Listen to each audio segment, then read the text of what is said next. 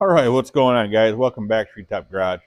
I want to do kind of a quick little video of just some stuff some tools I picked up over the last couple weeks.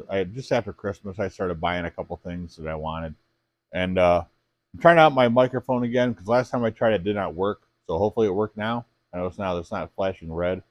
So hopefully you guys can hear me okay, and don't mind the fan noise in the background. It's just blowing the heat off of the side of the coal stove thing that we just did that last video. So let me I'll pause you.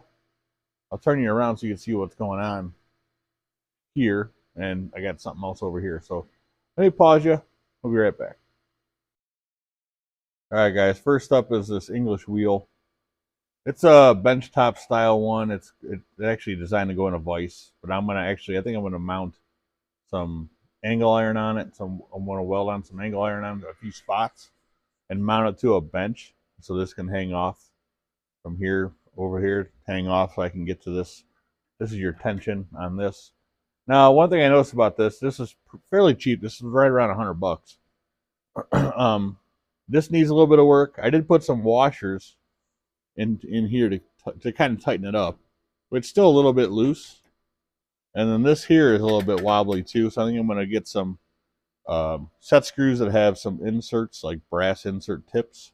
We could put in maybe here and here, maybe do all four sides, and just so it doesn't move around so much. I messed around with it over the weekend, and I did actually do this. This is just a flat piece, and this is actually pretty thick. I want to say this is either 16 or 18 gauge. It might be a little thicker than that. It's pretty thick, and I was able to curve it. I used obviously this is the die I use. It's the most curved one there is, and there's I think 7 or 8 of them that all fit in here. I only had the one in there just for show because I'm not going to put them all in there right now. But I just played around with it, and I was able to do that. So it works pretty good. I noticed after going back and forth trying to keep it straight, it was because this stuff's not totally square. It was trying to trail off a little bit side to side. And this thing to steer this, when you're doing this to steer it, it can be kind of weird when when it's got a little movement. So there's some things you got to do. And like I said, this thing was only $100. So if it doesn't work great, it's not that much of a loss, but I'd like to get it kind of working. I do have some ideas to get these square. So, and like I said, I want to mount it to a bench over there. Because obviously I need this vise for a lot of different things. So, and this isn't the sturdiest table either, but so my goal is to weld, like I said, I'll weld a couple of mounting tabs on this thing and just mount it down solid to something, and it'll be, I think it'll be a little more useful anyway, where I won't move around so much. So let me pause you. I'll show you what else we got. All right, so we're back. One thing about the English wheels, they come with a full instruction book, which I did actually. I had one thing I had to look up in there, which actually worked out well. So I also bought this for myself for a Christmas present. This is, I think, a 26-inch or right around just over 2 foot. It's a finger style brake. So if you take and loosen that up, you can see there's not a big flat piece that comes down. It's kind of thinner, and it's adjustable. This is actually adjustable versus where your hinge point is with these, and you can move this in and out, which is nice. This was, I forget how much this was. It was like, I want to say it was 300 something bucks. And I also had to adjust these to get this to lock, because this, I actually had to modify this to make it where I can lock it because I ran out of room on the bench. So, but this one does work really well. I'm going to show you why I got this one instead of the regular one. This is the same galvanized, I don't know, it's pretty thick. It's at least 16 gauge, 18 gauge. It's probably 16 or heavier, actually. So I wanted this one because if you take, let's just say you want to put a bend in it, but you don't want to go super crazy. So I got it clamped in there. What we're going to do, I'm going to put a little bit of a bend, right? So because this thing has pretty narrow fingers, we can move this in just a little bit. I just kind of lost it there, but let's move this in just a little bit, and we have a little more. Now, you might be able to do this with other styles, but I wanted this one because I already know I could do it. So we'll give it a little more. That's not quite as much.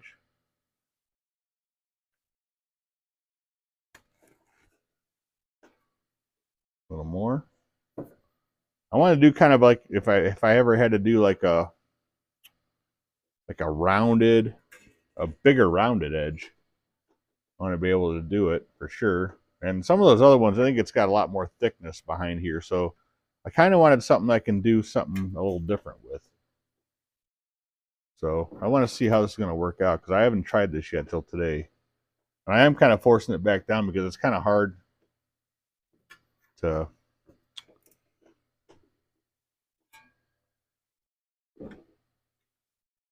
You can just put it in just to clear it enough. And when you clamp it back down, it's going to bend a little back just a little bit. But if you wanted to make like a nice rolled style edge, you can see here, nice rolled style edge. Now that's not perfect. It's not.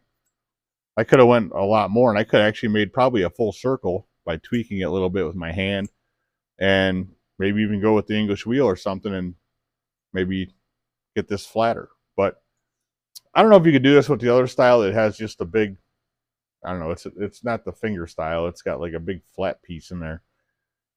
And maybe you can do this with that. I don't know. But I figure with these are removable. So if I want to take one or two out of there and do small stuff, it wouldn't be a big deal. This was actually cheaper than buying the other style with the legs. And I had this free space right here that I usually don't use that much. So I figured, well, I might as well use that anyway. So it just seemed like it made sense. And actually, this was a little bit cheaper. I think the other style is actually more money online. So, but I thought this was something good because I'm going to be making some patch panels for the truck. I'm going to be making patch panels for that Model A two-door sedan I'm getting from Honest Peyton Speed Shop. So this will come in handy for a lot of that stuff. And I figured, well, it's something, I mean, when you do YouTube videos and you're always working on automotive stuff, it's nice to have something like this that you don't have to worry about.